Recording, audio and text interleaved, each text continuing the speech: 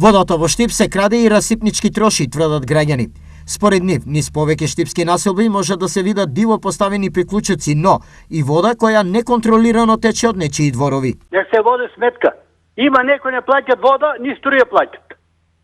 Да не ги упоменувам од кој оно, ни вода плаќат, ни струја не плаќат со години. Да. И дај ќе удеме новие што плаќат. Што тие се вели магариња ќе носат, нема да плаќат, дајте овие ќе плаќат, удрите новие. Ако не плаќат, да нема вода дома, него се стопира.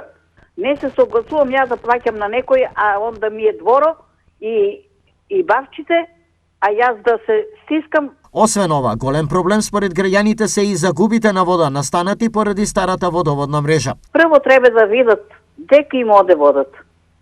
Водата оде по улиците пуштена. Не се плаќа водомери пред саатите, пред водомерите има такво пуштена вода, дива.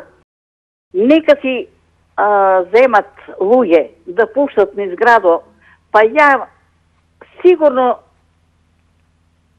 половин град е со дива вода. Сето ова, според нив, е една од причините зошто цената на водата постојано се качува. За да се стабилизира водоснабдувањето, но и цената, потребно е да се најде решение за овие проблеми. Се согласувам со реакцијата на граѓаните и ние како раководство на јавното предпријатие ИСАР ќе работиме на намалување на трошоците во однос на загуби на вода. За оваа цел ќе зајакнеме капацитетот на инфоцентарот, со што ќе ја подобриме комуникацијата со граѓаните, каде ќе можат и анонимно да пријавуваат дефици или кражби на вода.